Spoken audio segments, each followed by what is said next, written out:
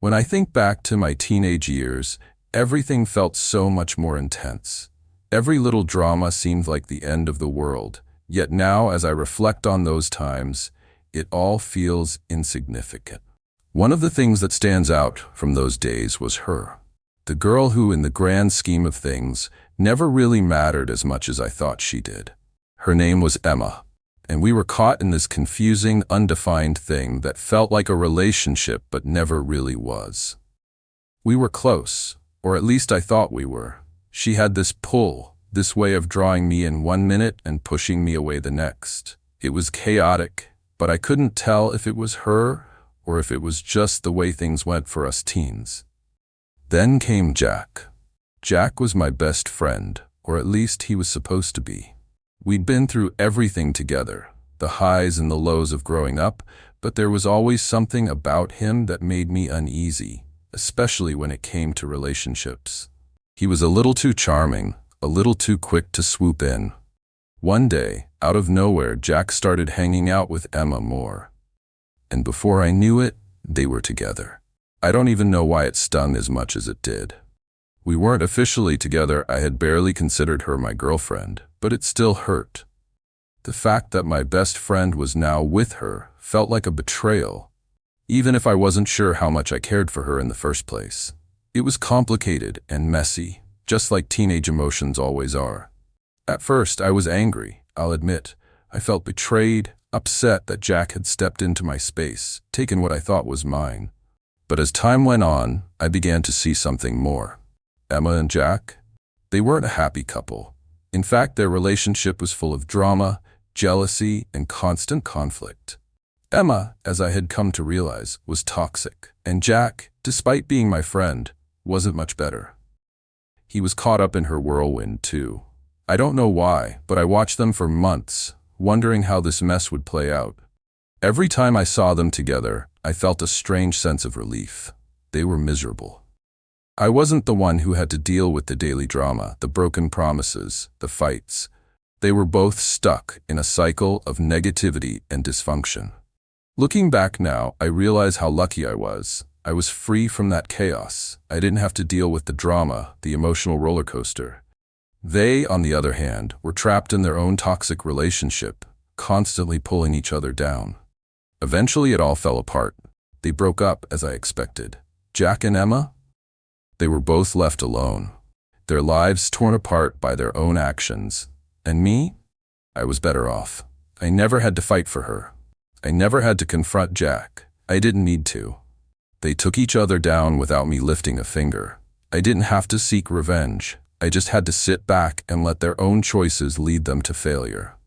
That's the thing about life. Sometimes you don't need to fight back or get even. You just need to keep living, keep moving forward, and let other people's toxicity destroy itself.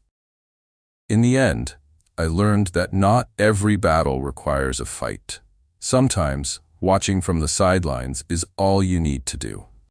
Time passed, and while Emma and Jack's relationship continued to spiral into chaos, I focused on moving forward.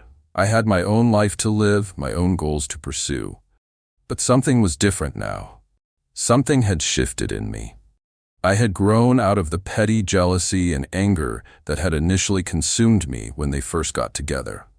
The more I observed their toxic relationship, the more I realized just how much better off I was without being entangled in that mess. But as much as I was starting to feel at peace with the situation, a new storm was brewing in my life. One that involved not just Emma and Jack, but my group of friends. Or what used to be my group of friends. Jack wasn't the only person who had been a part of my life.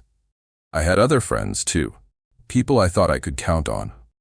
People who I had spent years building memories with, sharing moments of both triumph and hardship. We had been inseparable in high school, always hanging out, always together. But something was starting to change. The dynamic between us began to feel off. At first, it was subtle, small things that didn't quite sit right with me, like inside jokes that I wasn't part of or plans I wasn't included in. But as time went on, it became more obvious. I started to feel like an outsider in my own friend group. They were all acting like everything was normal, but I could sense the shift. I could feel it in the way they spoke to me, the way they laughed with each other. And then came the cold, hard truth. They didn't need me anymore. They had moved on, leaving me behind. The feeling was like a punch to the gut. These were the people I had trusted, the people I had called my closest friends. Yet here I was, alone, watching as they distanced themselves from me, whispering behind my back, pretending to be my friend while slowly pulling away. They had been acting like everything was fine, but I knew better. I could see through it. It wasn't about me, it was about their jealousy. They had always been a little envious of the attention I got, the recognition I received in school, the way people seemed to gravitate towards me. And now they had decided I was no longer worth their time. It was painful. It hurt to watch people you thought you could rely on turn their backs on you, especially when they pretended everything was fine. They kept me at arm's length, acting like I was no longer part of their inner circle. I wanted to confront them, to ask them what had changed, why I was suddenly the outsider. But deep down, I knew it wouldn't matter. They had already made their decision. They didn't need me anymore, and they weren't going to welcome me back into the fold.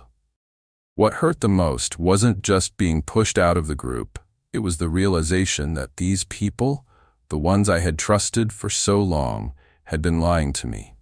They weren't true friends. They were just people who had been around because it was convenient. When things got tough for me, when I didn't fit into their vision of the perfect group, they left me behind without a second thought. For a while, I didn't know what to do. I felt lost, unsure of where I belonged. But instead of reaching out, instead of trying to patch things up or chase after them, I started focusing on myself. I spent time reflecting on who I was and what I really wanted out of life.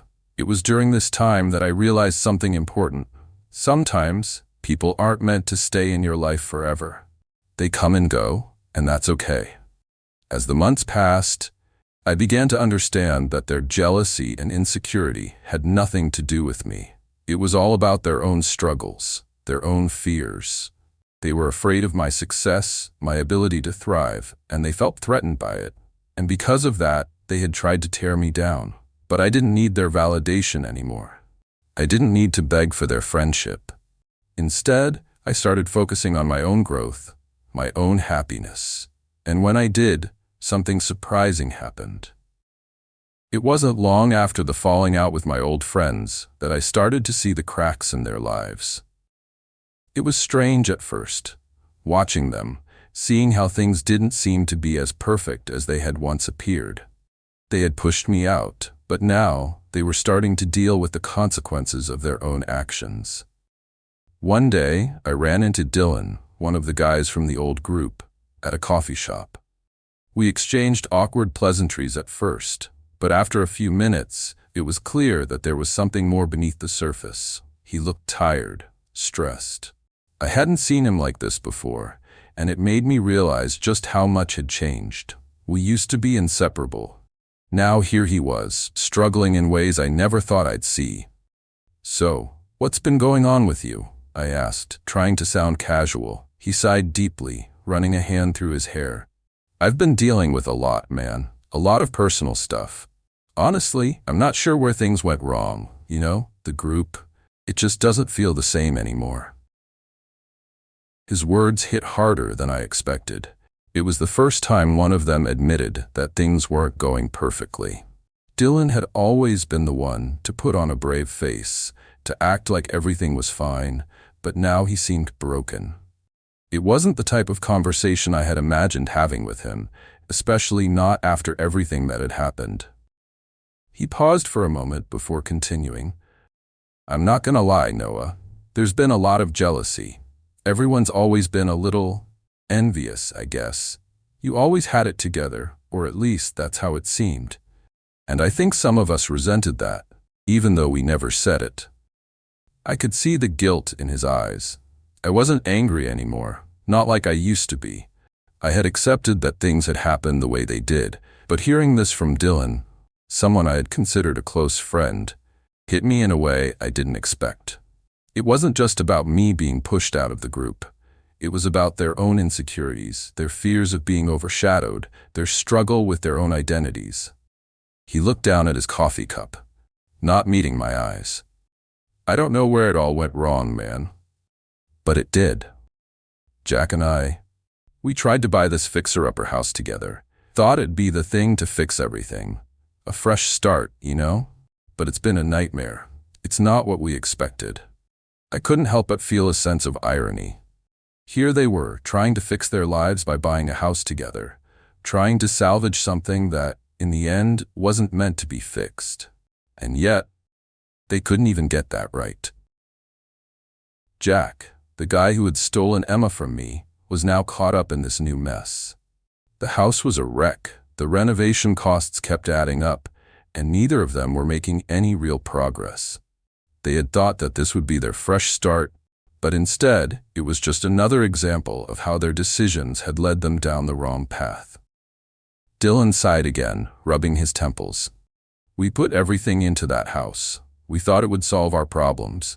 But now, Jack's barely around. He's working constantly, trying to get the money together to finish the renovation. Meanwhile, I'm stuck here, working my ass off and getting nothing out of it. I don't know, Noah. I don't know if it was worth it. I sat there, listening to him, feeling a strange sense of calm wash over me. In a way, I was glad. Glad that I had let go of the bitterness and moved on. Glad that I didn't get sucked into the cycle of jealousy and resentment they were all stuck in. I had found my peace by focusing on myself and letting the rest fall away. And now, I was watching them pay the price for their own actions.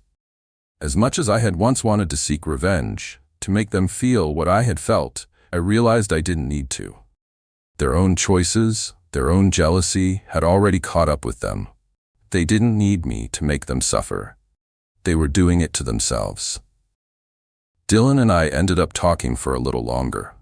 We didn't resolve anything, but we did have an honest conversation. For the first time in a long while, it felt like we were on the same page, understanding each other in ways we hadn't before. I didn't want to repair our friendship. It was too far gone for that. But I could let go of the bitterness. I could let go of the need for revenge. And that in itself was enough. As the weeks passed, I couldn't help but reflect on the choices that had led us all here. It was almost ironic, really. Jack and Dylan had tried to fix their lives by buying a house together, thinking it would bring them closer and somehow right all the wrongs they had done, especially to me. But all it had done was magnify their own insecurities and flaws. Their so-called fresh start was nothing more than a distraction from the deeper issues they were avoiding. While they tried to turn their lives around with the renovation, I focused on myself. I had learned a lot over the past months, not just about them, but about my own growth. The pain I had felt when I was pushed out of the group, the anger and jealousy that had consumed me when Jack and Emma became a couple, had all faded. I had come to realize that I didn't need their approval or validation to be happy. I didn't need them at all. I started focusing on things that mattered: my career, my health, my relationships with people who actually valued me. It wasn't that I had forgiven them. It wasn't about forgiveness at all. I simply didn't care anymore. Their issues, their drama, it wasn't mine to carry, and that was freeing in a way I hadn't expected. But as I moved forward, I started hearing more about how things were going for Jack and Dylan. It wasn't pretty. One day, out of the blue, Jack called me. I hadn't spoken to him in months, and to be honest, I didn't expect to ever hear from him again. But there he was, calling me like nothing had ever happened. "Hey, Noah," Jack said, his voice quiet and hesitant. "I know things between us have been complicated, but I wanted to reach out. We've been struggling with the house. I thought maybe we could talk." I let the silence hang for a moment, unsure of what to say. Part of me wanted to hang up immediately, to tell him that I had no interest in rekindling our friendship. But then another part of me, part of the me that had grown through all of this, wanted to hear what he had to say. "All right," I finally said. "What's going on with the house?" "We're not making any progress," Jack admitted. It's a money pit. We've put everything into it, and it's just falling apart. Dylan's frustrated. I'm working my ass off just to keep things afloat, but it's not enough. I could hear the frustration in his voice, and for a moment, I almost felt sorry for him. Almost. But I quickly reminded myself that this was the same guy who had stolen Emma from me, the same guy who had let jealousy ruin our friendship. He wasn't the victim here, even if he thought he was. I told you it wasn't a good idea, I said, my voice steady but not unkind. You can't fix your life with a house. It's not about the house, Jack. It's about your choices. There was a long pause on the other end of the line. I know, he finally muttered. I messed up. I've been thinking about a lot of things, and I realize now I've screwed things up with you, with Dylan, with everything. I don't know how to fix it, Noah. I don't know how to fix me. I could hear the regret in his voice, but it wasn't enough. It wasn't the apology I had wanted, not the one I'd spent months imagining in my head. I didn't need him to fix anything. I didn't need him to fix me. I had already done that on my own. You can't fix everything, I said, a little softer now. You've got to live with your choices, just like I've had to live with mine. The conversation ended shortly after that, but it left me thinking. Jack wasn't going to change overnight. He wasn't suddenly going to become the friend I once had. But I didn't need him to be.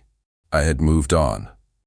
And I realized that in that conversation, I had finally let go of the last bit of resentment I'd been holding on to. But there was something else that happened. Something unexpected. Jack's and Dylan's house, the one they thought would be their fresh start, ended up being the final nail in the coffin of their friendship. They couldn't finish it.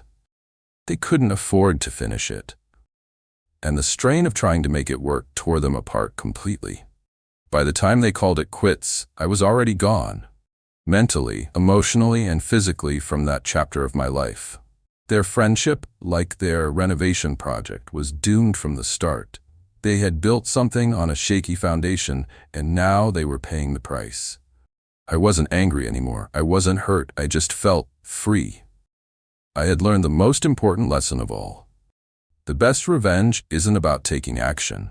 It's about doing nothing.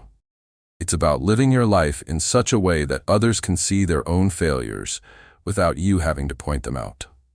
And in the end, that's all that really matters.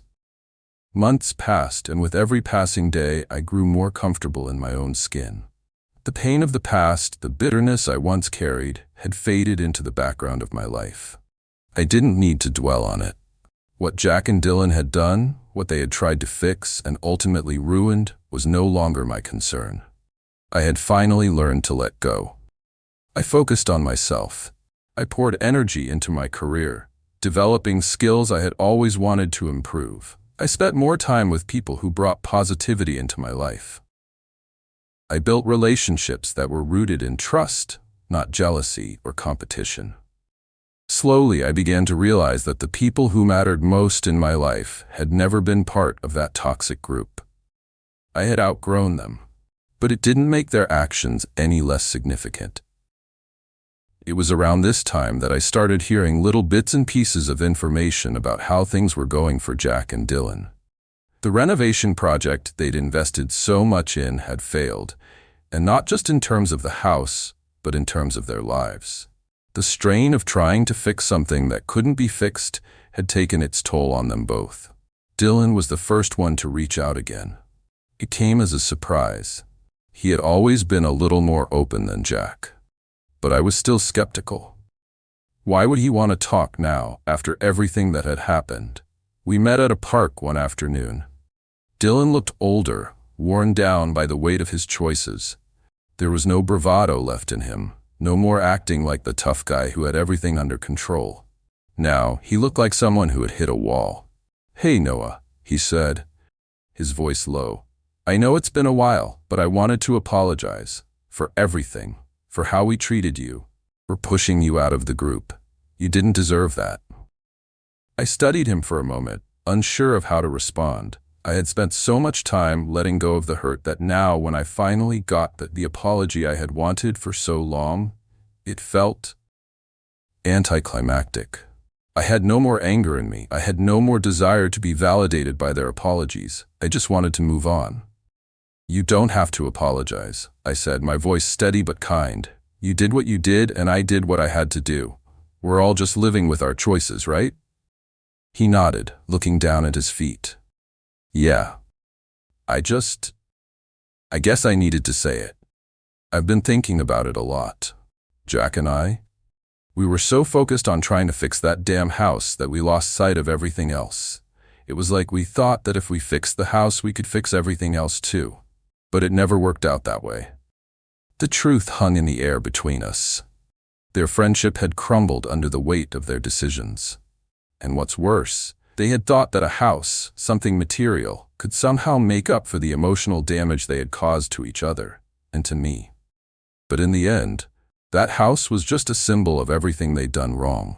Their jealousy, their misplaced priorities, their inability to see beyond their own egos.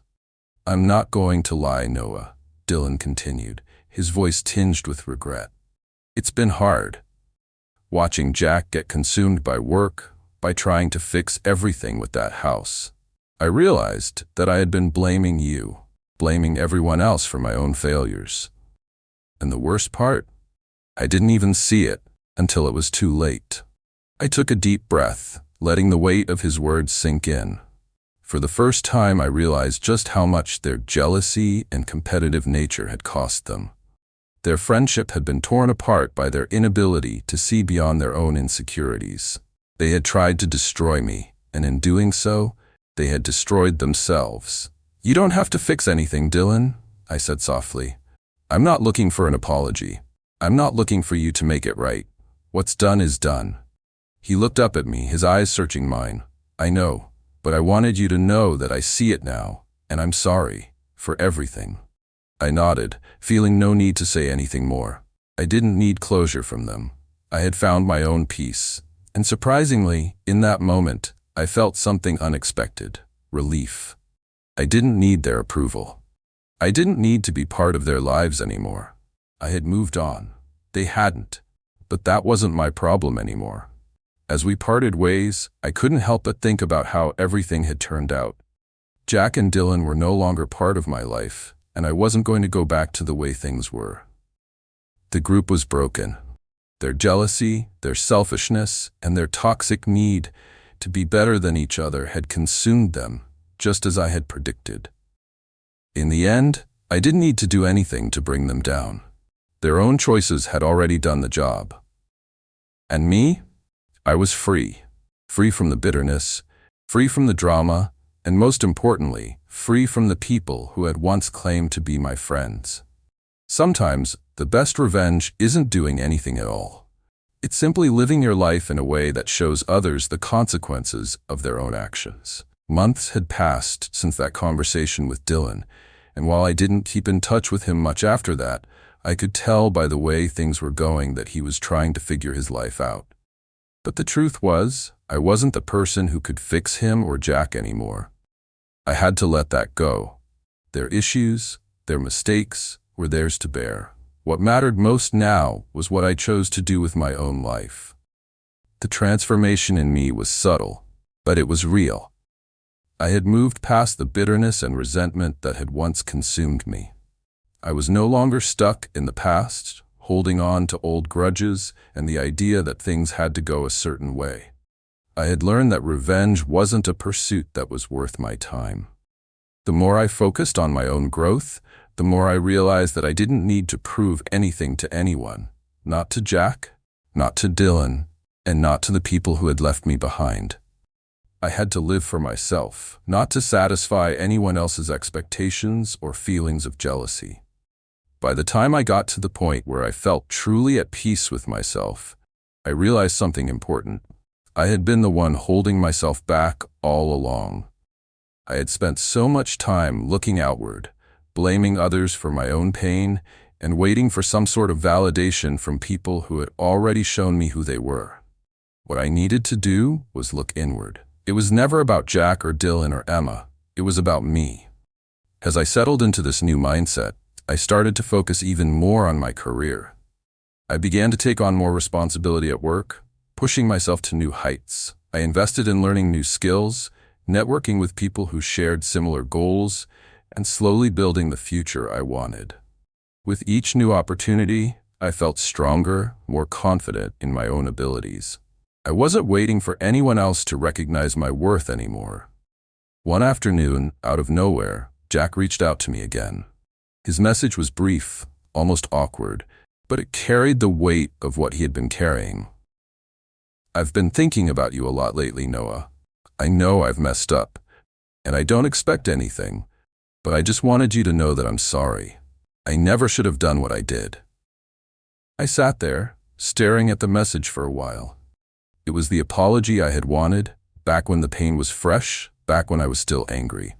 But now, as I read his words, I felt no anger, no desire to demand more from him. It was just words, and at this point, it didn't really matter. I wrote back simply, "Thanks, Jack. I hope you're doing better." That was it. No drama, no long conversation. We were both in different places now, and there was no need for anything else. He had apologized, and I had accepted it in the most calm and mature way possible. That was the final step for me. I had let go, not just of my old friendship, but of any need to keep revisiting the past. And with that, I closed the door on that chapter of my life for good. I knew that sometimes the most powerful thing you can do is let people go, to stop fighting battles that no longer serve you. I didn't need to prove anything. I had won by simply moving on, living my life the way I saw fit. And as for Jack and Dylan, they were still trying to fix things on their own, but I was no longer waiting for them to find their way. I had learned that I couldn't be the one to guide them. They had to figure it out for themselves, just like I had to. Their friendship, like their renovation project, was a symbol of what happens when you try to fix something that's already broken. In the end, I didn't need revenge. I just needed to focus on my own path, and that was more than enough. I'll see you in the next story.